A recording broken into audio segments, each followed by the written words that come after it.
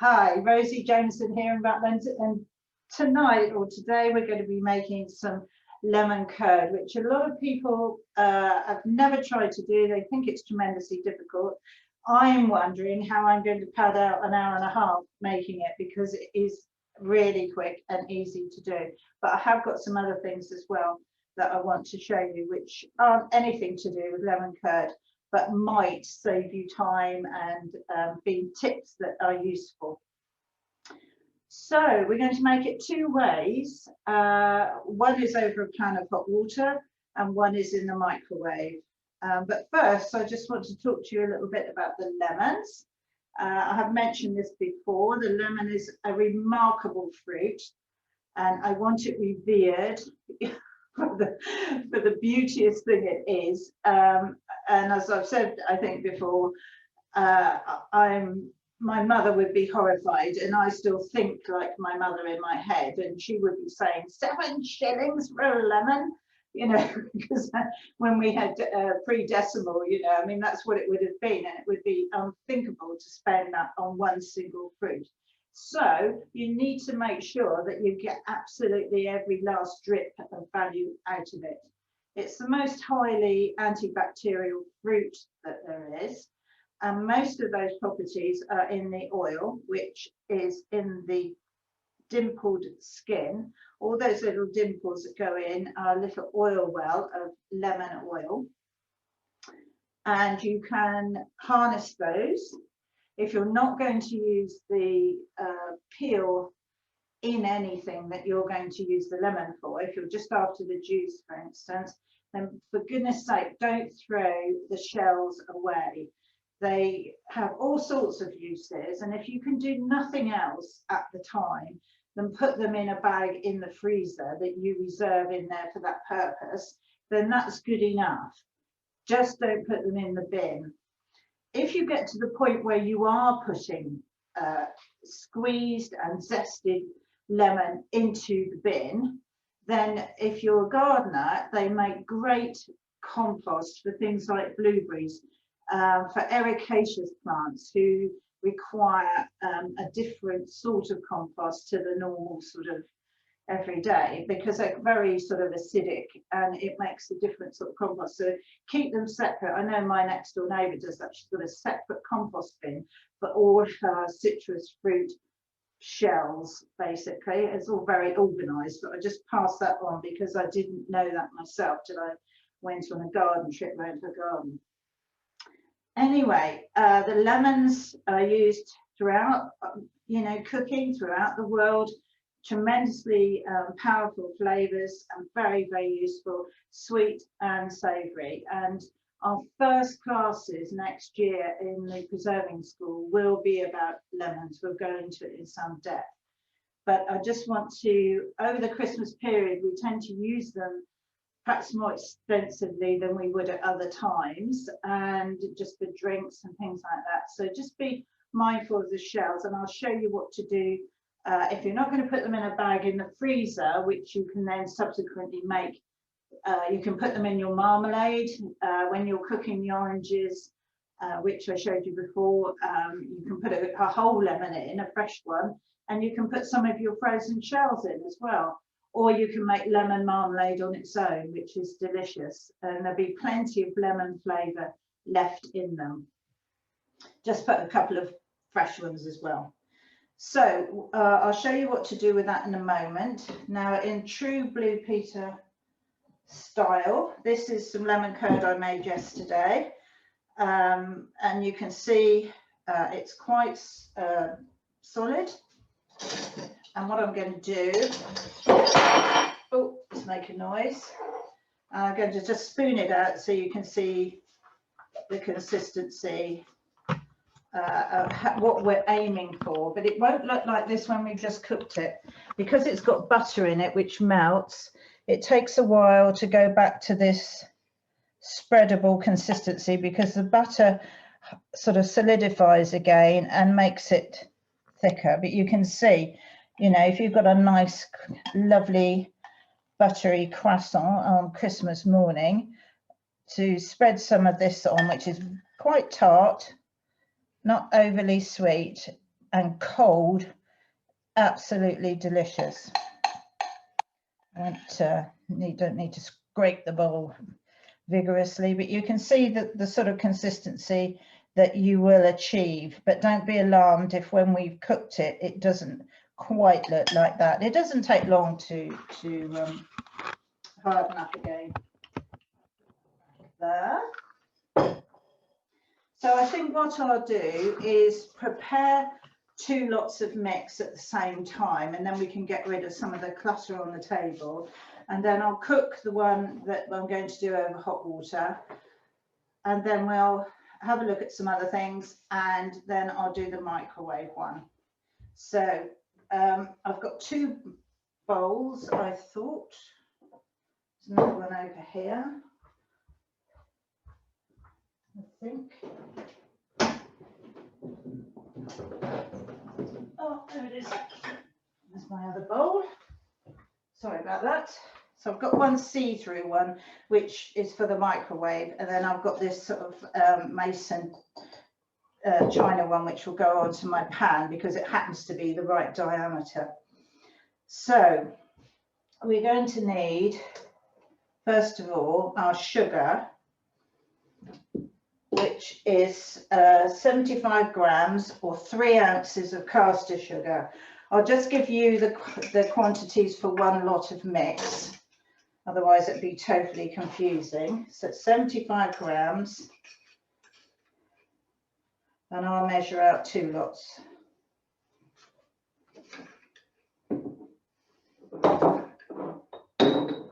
That's 75. So put that in your bowl.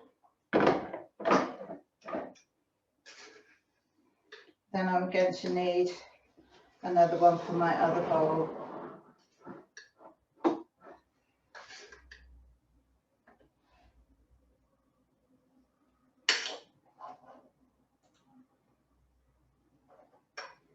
There we are. And that's our sugar done with. I think it's nice to use caster sugar because it melts more smoothly and you don't end up with sort of gritty curd, which isn't so good really. Right.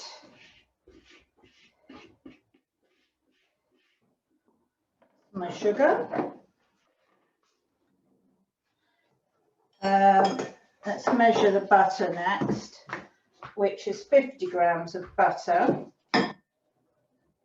And you can put that in with the sugar and cut it up sort of fairly small. It's sort of about 1 centimetre dice. It's not so critical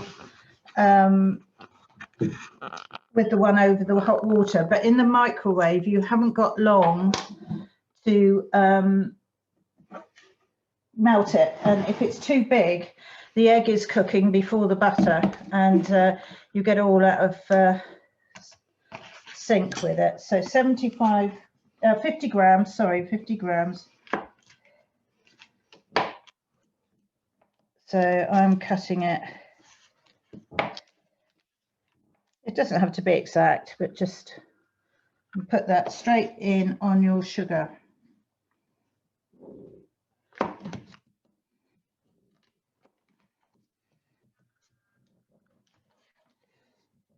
Is it unsalted butter?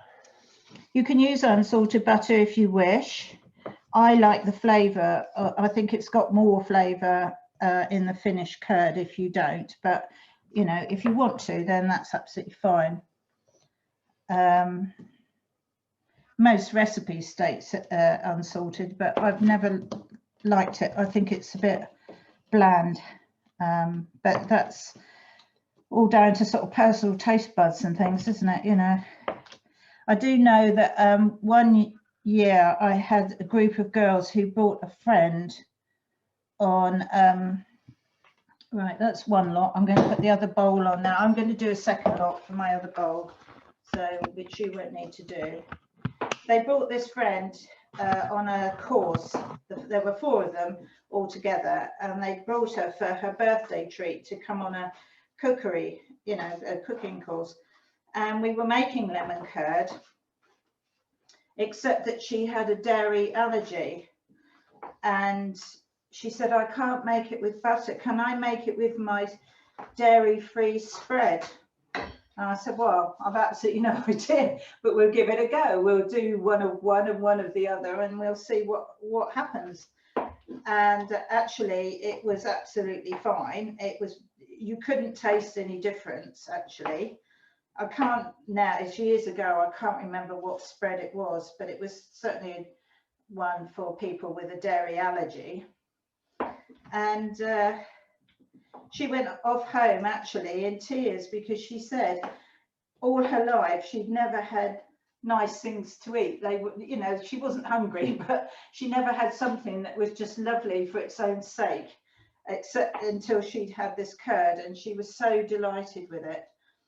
So that was a lesson learnt really for me. Okay, so that's the butter done. Grab my paper towel here to, as my hands are sticky.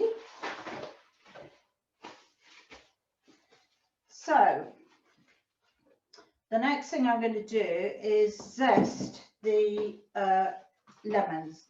Now it's 2 lemons in the recipe, but I tend to only zest one of them because you end up with too much in the lemon curd.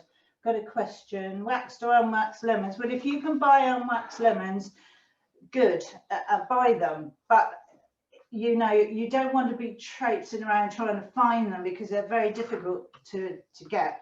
So if you can see them, fine, but other than that, don't worry about it. And there's very little point doing all the scrubbing and everything. The things that they keep the lemons in, or the things that they coat them with, it's almost impossible to remove without damaging all the oil and everything else. So get your zester. So I'm going to do 1 lemon into each bowl in terms of zest. If you don't like zest in things, then don't do it. You will lose some flavour, but there's no point making it if you don't like it. So skip this bit if you can't stand it, but try, because it's make sure you've got a good grater that grates really finely, or zester as we're supposed to say now. Goodness knows why, but anyway, you know what I mean. You can see how fine that is, and it cooks down a little bit as well. It's not as mark on the skin there. I'm not going to take that bit into it. So you can do 1 or 2 depending on how bitter you like it. I'm going to do the other one as well whilst I'm doing this, and then the kick can go away. And this recipe is quite well behaved. You can double it, triple it. It all depends on how big your bowl is, really, or you can make it 2 or 3 times if you want to. If you want to make several, it's so quick to make, it's not a problem, but it does double very well, very easily.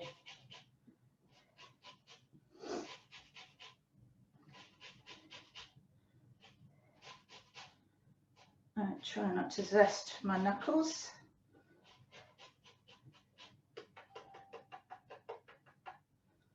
Right, take that bit off there. Right, so that's my 2 bowls got that far. The next bit we're going to do is to squeeze the lemons. So we want 4 lemons in all, because, well, you want 2, I've got 4. So I'm going to do the one I've squeezed and the one I haven't.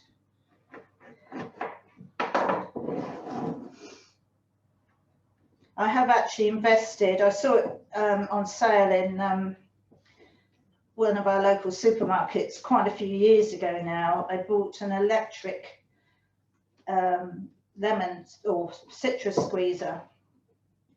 And I did think at the time that was a bit, you know, sort of over the top, but actually it's been fantastic. So put your juice into a jug. as you go. If you've got to do a lot, then it's well worth it. It was about £15, I think, in the sale, and it's more than paid for itself, because if you've got a lot to do, it really does sort of make your wrists ache a bit. And it's much more efficient, of course. It gets every last drop of juice out of the fruit. I know you can put them in the microwave and all that business and soften them and one thing and another, but I never think of doing it until it's too late. So that's one, and I'll just do the other one. And I'll do the other one in a minute, and you'll see why in a moment.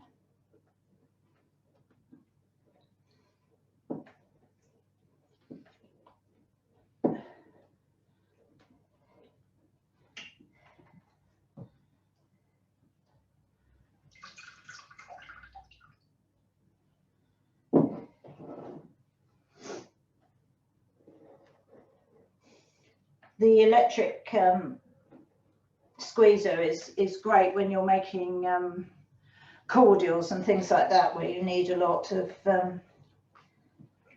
lemon juice. It's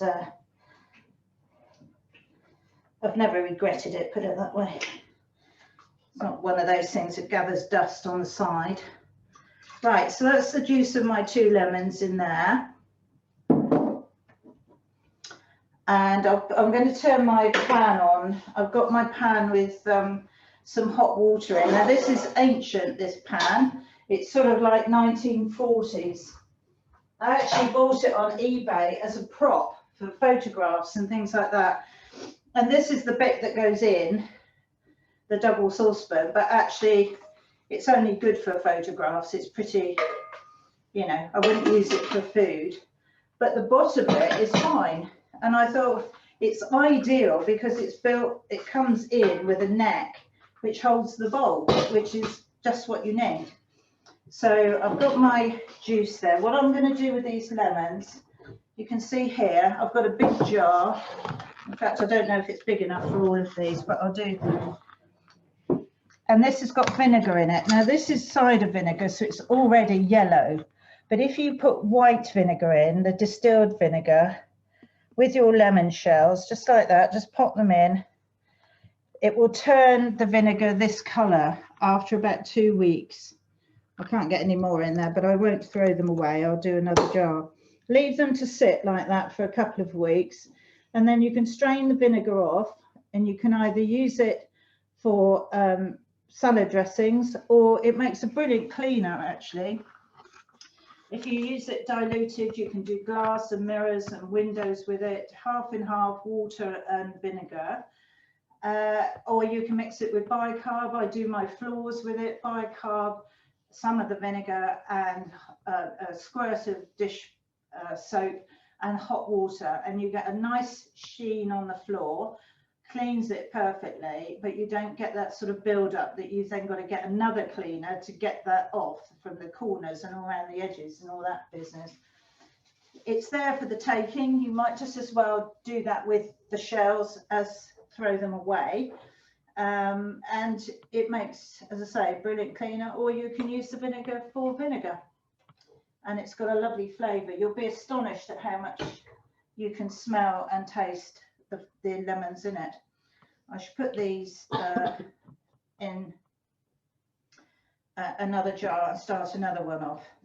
Okay, so I've got my lemon juice there. I'm going to take my eggs. And just crack them into the lemon juice. Don't throw the shell in. I mean, it's not. I'll cut that bit out. I use the whole eggs because I just think it's a shame not to make as much as you can with the lemon curd, to end up with the lemon curd. If some people take the yolks out and do something else with the whites, but I mix them with the lemon juice, just with a fork, just break them up, mix them together.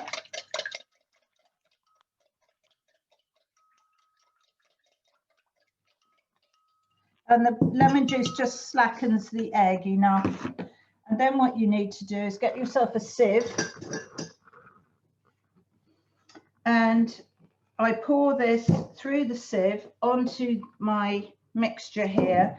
It's the last bit to go in. You've got everything else in there, and you're just going to put the egg in next.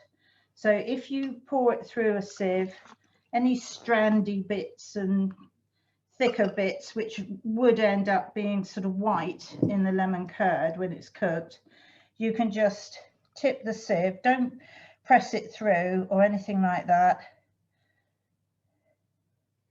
And then you can just put it over a jug to drain.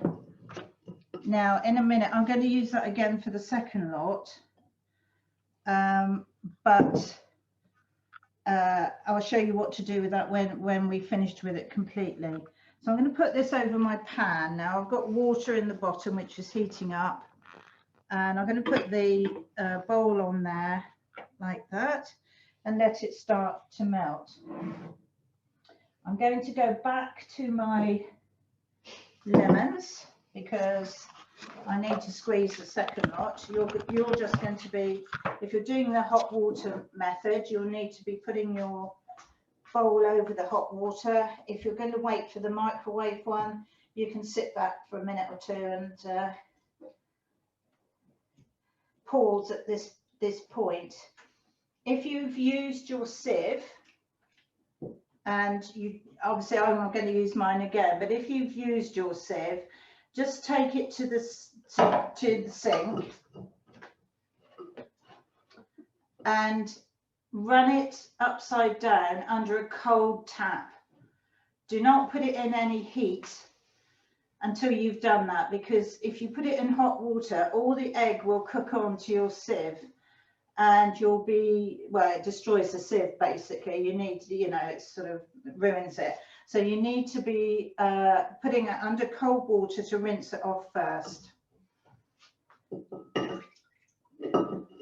But you can be doing that while I'm doing my next lemons.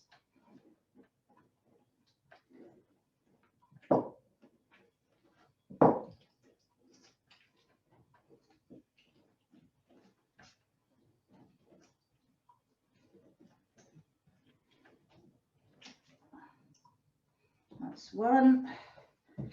Do the other one. Oops.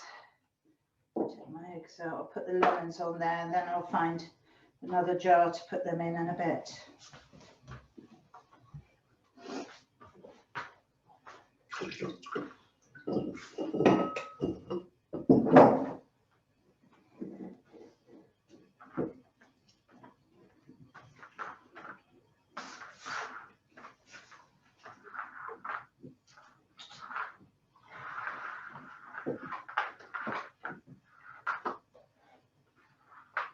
Don't let any pips drop in while you're doing this. That would be a good look. And keep an eye on my bowl here. So I need to get the butter to melt.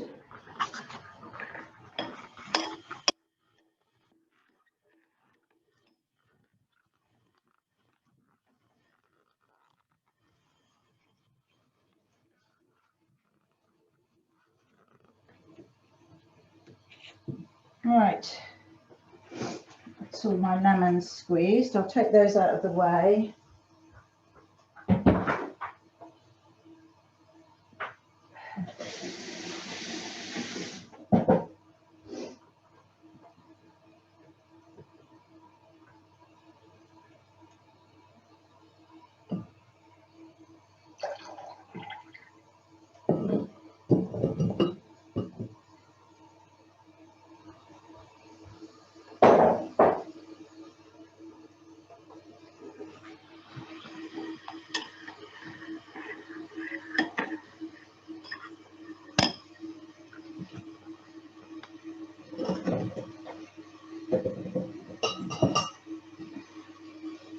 Now I'm going to put my remaining eggs into this mixture, which you won't need to do.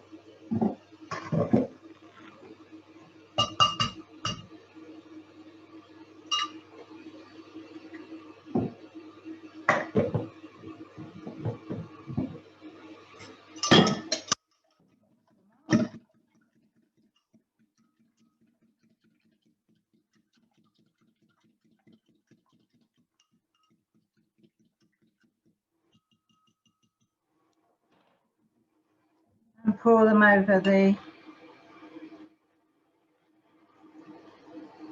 other mixture in my second bowl.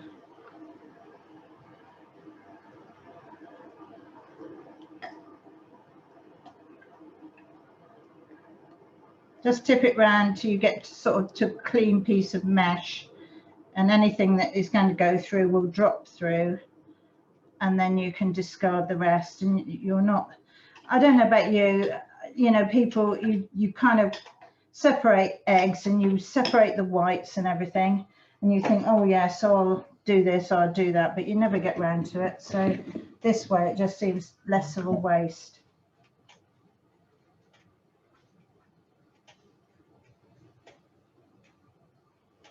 Right, just turn that down a bit.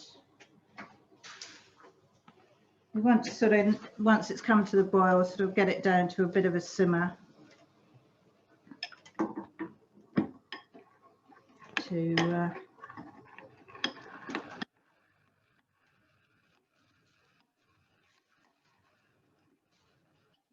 easier said than done. Just perch it up there for a moment. Butter starting to melt.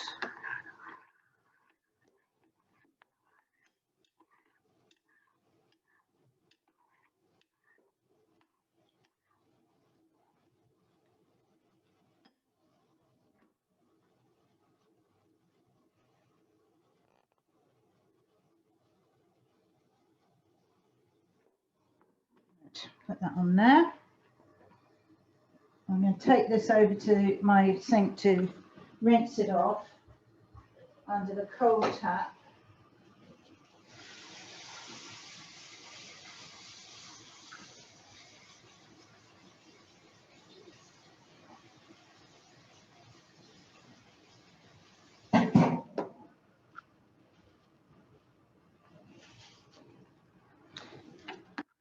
You need to do that fairly soon after you've used it, because it's egg white is quite an effective glue.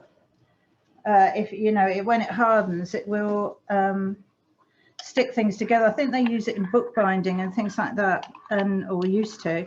And so if you're not careful, if you don't do it straight after you've used it, you can end up with it all, you know, literally dried on, and that's just as bad as cooking it on. So you've got plenty of time to just go and rinse it off. And then you can wash it normally in hot water once you've rinsed all the egg white away.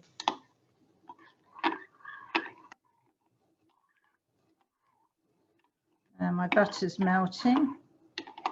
I actually timed this. I did a run last night and I timed it, and it took 15 minutes to cook to the proper thickness. So that will give you a gauge of doing one method against the other. You can see the butter's melting now, and I haven't even got it over the water. I'll put it back on and get rid of all my other detritus here so that we've got a bit of space.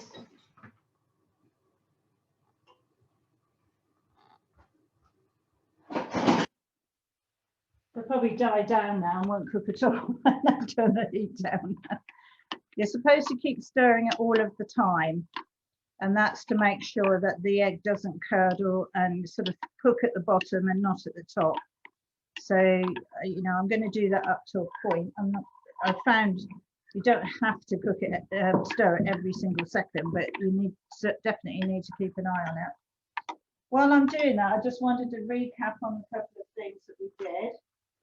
This may remind you of something. The dreaded chocolate liqueur, the Nutella liqueur. And I thought, I'm going to do this. I'm going to give it another go. So I did, and actually it's absolutely fine. I made it again properly. And this is what it ends up. You do need to shake it before you try it. But anyway, I will do that. But this is what it ends up looking like, and it's thick and it's delicious. And of course there was a little bit left in the pan which we had to sample, and I said to Trev, it's more like a pudding than vanilla cure. It's really, really lovely though. So if you wanted to give that a go, what I found was is not to put everything in the pan together, to melt the Nutella over a low heat until it's quite, not, it won't be liquid, but it'll be softer. And then gradually mix everything else into that, the milk and the cream and the sugar, bring it to the boil, and then stay with it so it doesn't boil over. I'm just telling you because my friend did that and it boiled over all over her hob.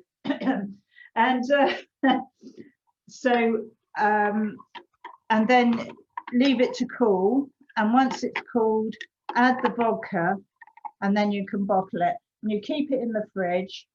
It looks like the chocolate milkshake was as kids, doesn't it? You keep it in the fridge and drink it icy cold, and I think it's going to be a real hit, that one. So I'm going to put those in the fridge now. I'll just put them there to show you. You can see here the butter's all melted, so I'm going to keep on giving it a bit of a stir. And so that was one thing I was pleased to actually succeed with. I'll keep trying to find this recipe I've got for the Baileys, and I'll put it in the Preserve It group when I do, and I'll try and find it tomorrow. The other thing I just wanted to mention, over Christmas, we've always got sort of oddments of bread, you know, crusts and stuff. I know we can sort of put them out for the birds and so on, but if you've got the oven on, just put them in the oven to dry out, and then you can mix them. You can blitz them in the food processor, and I mix them with this is sourdough bread with some dried mixed herbs mixed in, chili flakes, sea salt, and pepper, and I put it all in the food processor and make breadcrumbs with it, and keep it in a jar. I put them in my hampers as well. I've half used this one. I don't put in a little tiny bit like that. This is one of those bags that was full up. But I put them in the hampers, and it uses up the ends of the bread, doesn't waste them, and it's a delicious topping for just about anything that you want to put breadcrumbs on. You can dot it with butter before you cook if you want to. But what I found was I had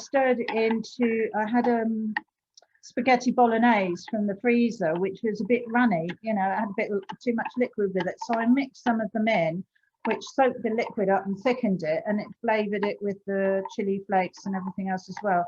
And that it's a really good thing to use up all those old, it doesn't matter what bread it is, you know, you don't. I just happen to have some sourdough and experimented with it, and it's a handy thing to have. And this is starting to thicken, I think. I think we're still hot enough with the water, still steam coming out of it. So that's all the sort of things I try and do, as well as making recipes. I try and sort of have all these sort of shortcuts and using up odds and ends that can be useful. As long as you dry the bread out, you could dry some cheese as well, grate some cheese and then mix that in, or some parmesan or anything like that. Yeah, anything with flavor, then see if you can save it somehow and make something delicious. I always remember watching, I don't know if you've seen, what's she called, the pioneer woman, Ree Drummond in America, and she was turning out her spice drawer with all these different spices, and she said people tell you to throw away spices after 3 months because they haven't got any flavor left. Well, okay, they haven't got as much flavor as they had, but she mixes them all together in a big jar and then uses them on just about everything, and there's enough flavor. You can be more generous with them if you want to be, but there's enough flavor to still use. And so it's things like that. You can there's all sorts of ways that you can use things up and make something of them. Come on, don't take 20 minutes tonight just because you can. A watch pot. A watch pot, yeah. So I'm going to get the coast clear for my microwave one in a minute. Which is there.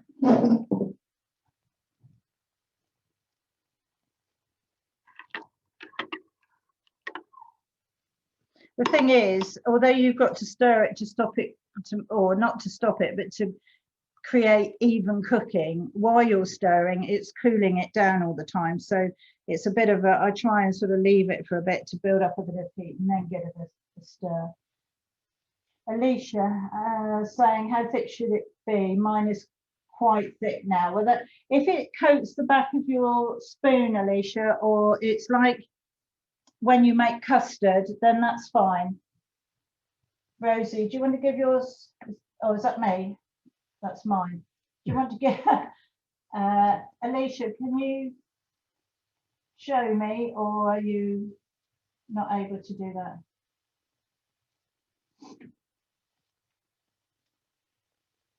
Oh, that's not fair, John. You've got a drink.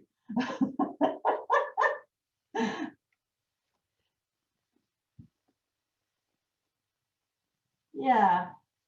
Yeah, that looks okay. Yeah, I should take that off. Mine's starting to thicken now. Once it starts, it goes quite quickly. So you can see it's getting some lumps in it. What you don't want is it to be curdled like scrambled egg. You don't want it getting to that point, but it needs to be like a thick sauce, really. You can see there's some bits there sort of thickening. Don't worry too much if it's uneven, because once you take it off the heat, you can give it a jolly good stir and it all evens up.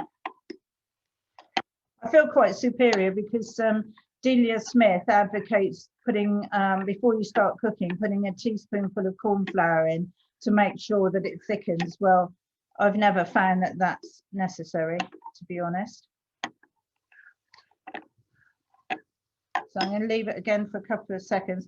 Of course, this is very much really a traditional Easter thing, and it was done in sort of farmhouses across the country to celebrate the fact that because there were cows having calves, there was you know, there was milk, the chickens had started laying again, there were eggs.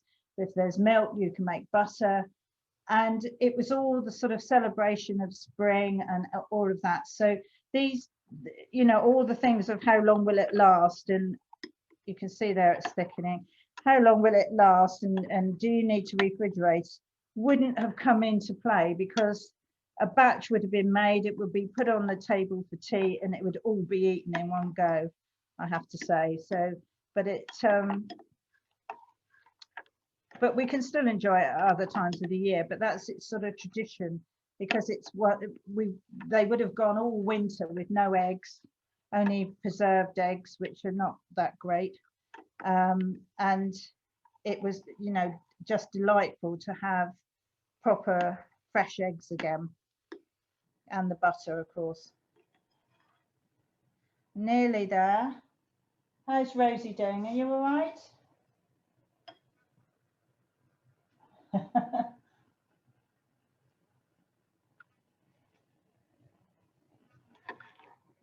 Right, can you see the difference now? It's getting...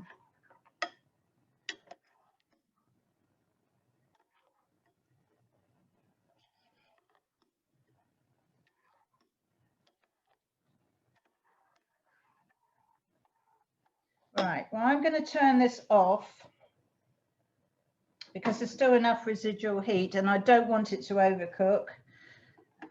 You'll be surprised how much it, well, you can see how much it thickens up from what I spooned out at the beginning from the one I made yesterday. But this is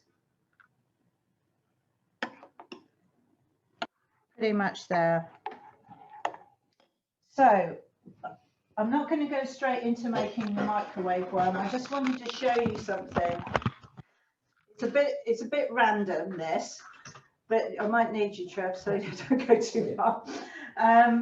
This is a bit random, but I always think of it at Christmas because you know what it's like at Christmas, you know, or usually what it's like at Christmas. You're cleaning up, you're putting decorations up, and I always used to clean the silver at Christmas. I've got 1 or 2 pieces of silver that I've inherited, and then I collect sort of bits and pieces from charity shops, but it is a pain to clean, and especially if it's cutlery or something you're going to use with food, because then if you're going to use metal polish, it's disgusting, you know, because it's too much, you know, you can get the residue on there and it's not pleasant at all. Now this is now ready to take off the heat, by the way, which I'm going to do, and put it on one side to cool. Now the reason I'm doing this now is because I need the hot water, and I can use the hot water out of the pan. So that is boiling pretty much. I will put the kettle on as well, I think, because I might need that. So I've got 2 pieces of silver here, which are black pretty much. I never use them, and frankly this year I haven't had time to even think about them. They've been out in the utility room where I didn't get time to clean them last Christmas, and they've just been laying there. So I thought I'd show you this tip. And so that's what they're like. I've got my bowl here, and you need some tin foil, piece of tin foil, and just scrunch it up and put it in the bowl. Try to put the kettle on as well, because I'll probably need more than I've got in this pan. And then where's my, oh, there's my, then you need some salt, and you just want to put about a couple of tablespoonfuls of salt on the tin foil.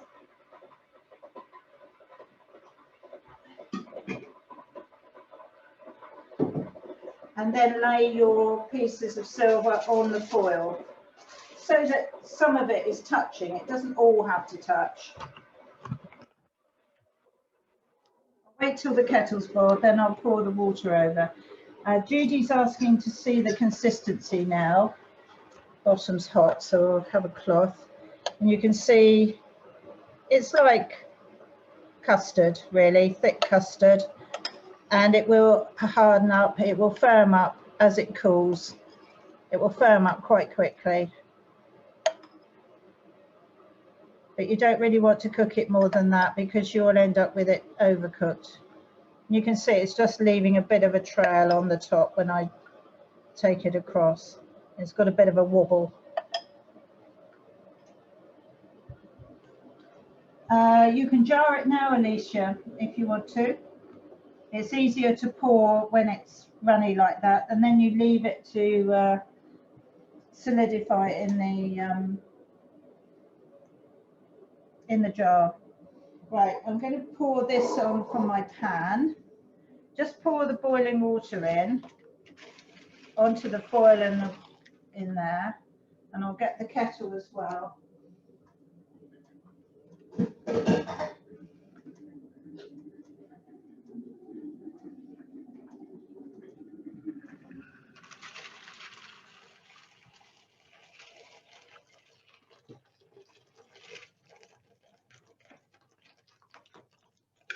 And then we'll just leave them in there for a few minutes.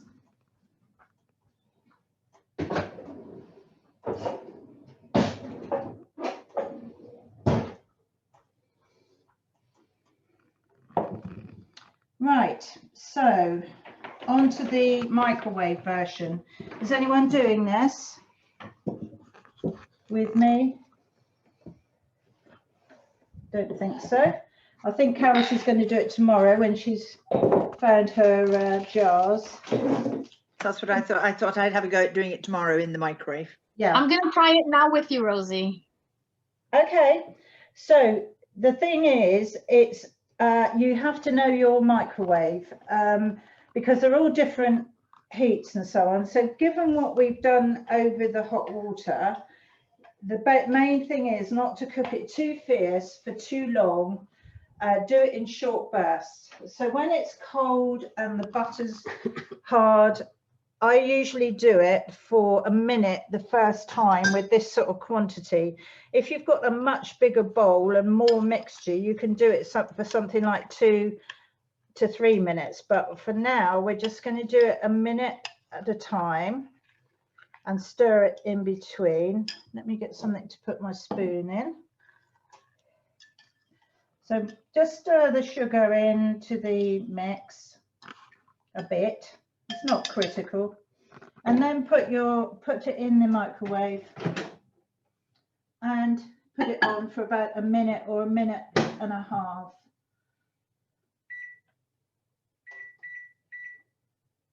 Now all we hear is microwaves going and pinging. And once the mixture's got hot, you reduce the time that you do it for, because a minute will be too long. So you want to do it for sort of 30 seconds and then it gets down to just doing it in short bursts of about 10 seconds, just to catch it at that right level of thickness. This is thickening all the time, the one I've just done. And, you know, you need to just catch it right. So it will depend on the heat of the power of your microwave, and ours I think is an 800 watt. So, you know, the higher the wattage, the more careful you've got to be about the time.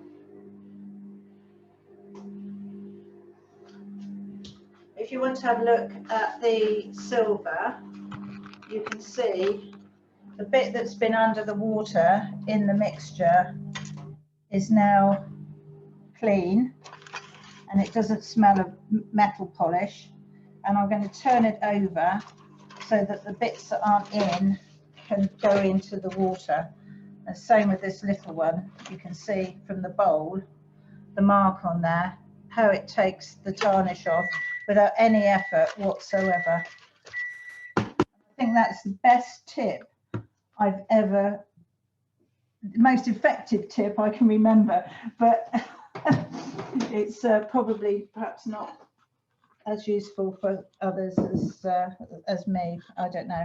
Anyway, so you can see it's all uneven. There's sort of cooked bits and melted bits, and you just need to give it a good stir to amalgamate it all into one mix.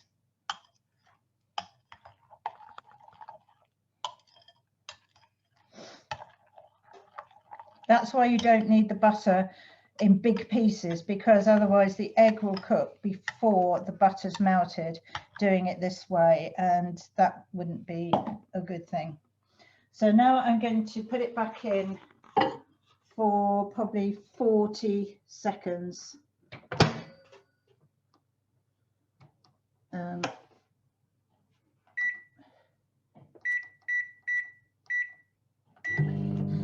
can always stop it and have a look if you're worried about it, and sort of you know, stop start. You can see this is thickening quite nicely, and it will thicken most around the edges because that's where it will cool quickest. So just stir it, and you know, if you, or just put it in the jar and leave it, it doesn't matter. But I'm just trying to demonstrate to you how it thickens as it cools. And you can see how the silver's doing as well. Come on, Trev, keep up. Look at the egg. Look at it's this is especially useful if you've got intricate things that are perhaps all pierced and everything, silver, that you know, it's really difficult to clean with the polish. This is thickening already, and good stir.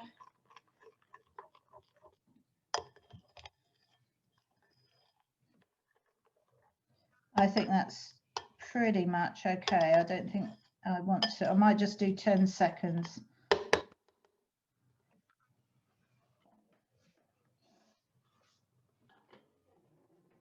You can put it on for 10 and just do it for 5 if you want to, by opening the door.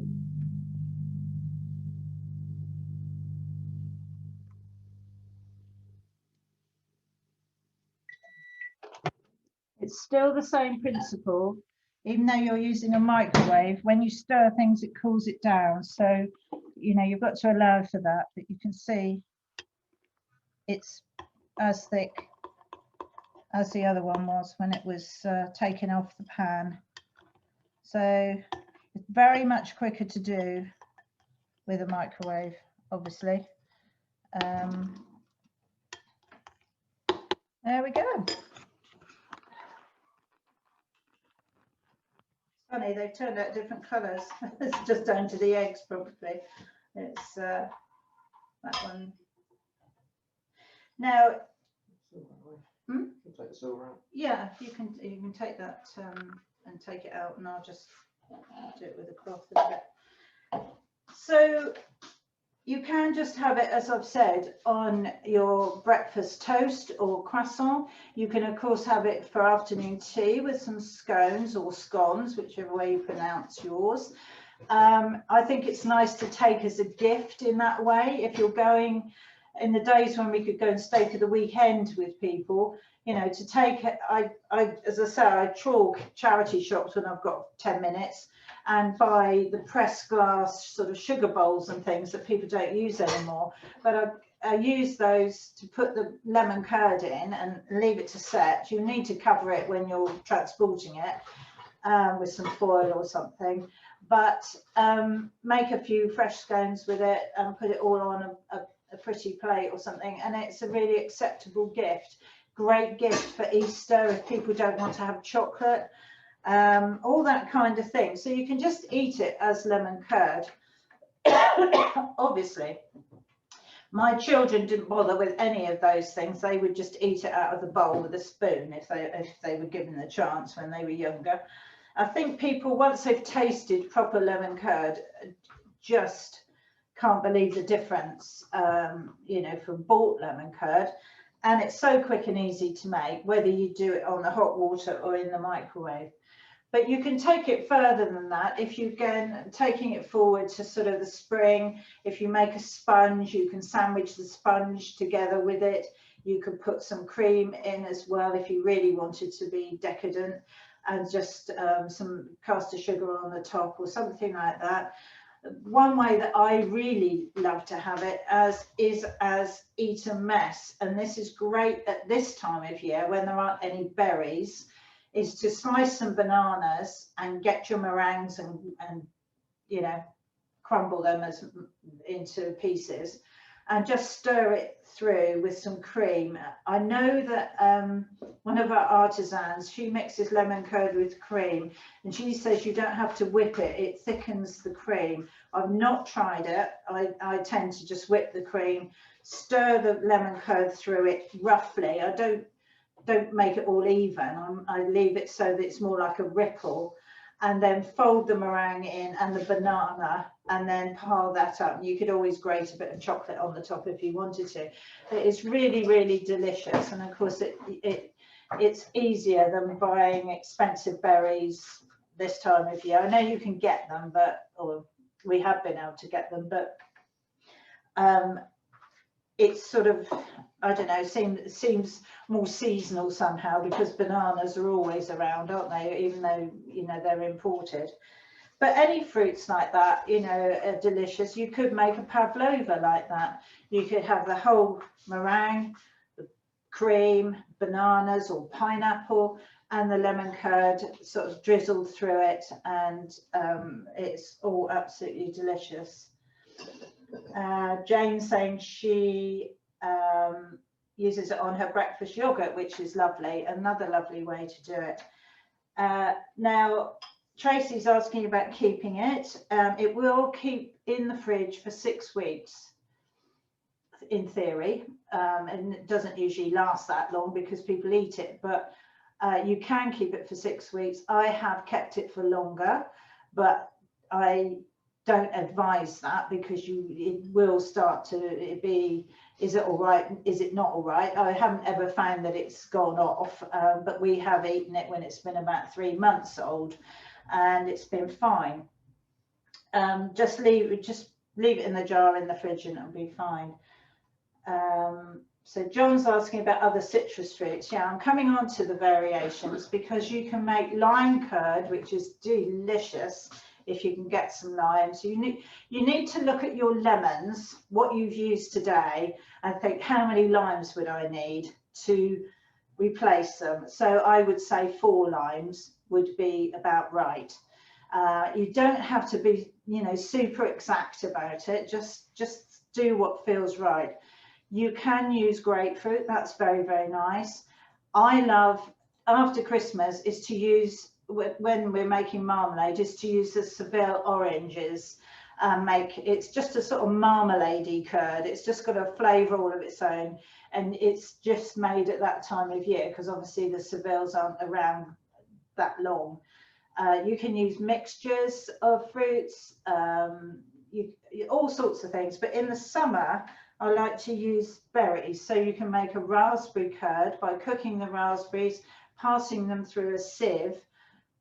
Only use 1 lemon instead of 2 so that it's not overwhelming the flavour of the berries, and then just put your raspberry puree through it. And you can do that with blackberries. That is delicious and a beautiful colour, beautiful purpley colour when they're in season. Put a bit of apple with them as well, cooking apple, blackberry and apple, sieve it to make a puree and incorporate it into the curd, and it is just different again. And my probably all-time favourite is apple puree mixed in. I don't make it too, I just cook the apple like you would cook stewed apple. I don't sieve it to make it smooth. It's a bit lumpy and it makes the most delicious sponge cake filling. It's sort of like apple and custard really, and you can just experiment. You know, you can put chocolate in it if you want to. So I'm just reading some of these. Jane said she's done lime, but it's an acquired taste. It is stronger, but I do love it. It's just really fresh. Blood orange curd would be fine. Anything like that, but just sort of judge how many. A blood orange, they tend not to be too big, so you could use a couple like you've used the lemons. You could make clementine, and like the limes, use sort of 4. All sorts of things, and you can really start to experiment. But if you're putting fruit puree in as opposed to juice, I would just use 1 lemon to this mixture and then add your fruit puree into it, because the lemon will overwhelm. You could add, yeah, Rosie, you could add ginger, absolutely fine. You could use, I would use the stone ginger in syrup, because I think just plain ginger would be a bit harsh.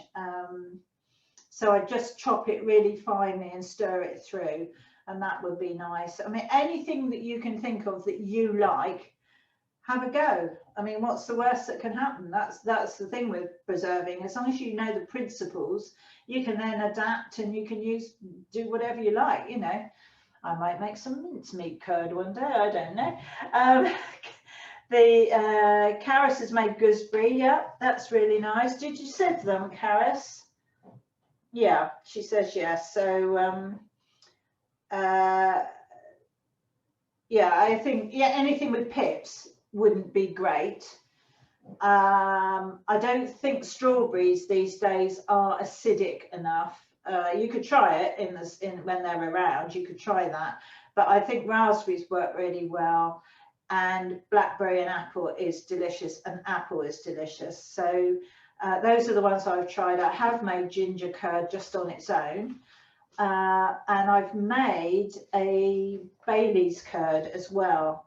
Now, there's a crossover here, because as an artisan, I couldn't use things like that. I couldn't use Bailey's, I couldn't use chocolate. They're not permitted ingredients if you're going to sell it. And if you're going to sell it, you have to obviously be very careful about the refrigeration and all that business. You have to tell people how to keep it. Basically, that they can't just take it home and put it in the cupboard like a jar of, you know, Gale's lemon curd that we used to have as kids, that was, you know, neon yellow and probably just made with chemicals and lemon oils and things like that that aren't so. These have got fresh eggs in, and you have not cooked it to a high enough temperature to pasteurize the egg, which is why it has to be refrigerated.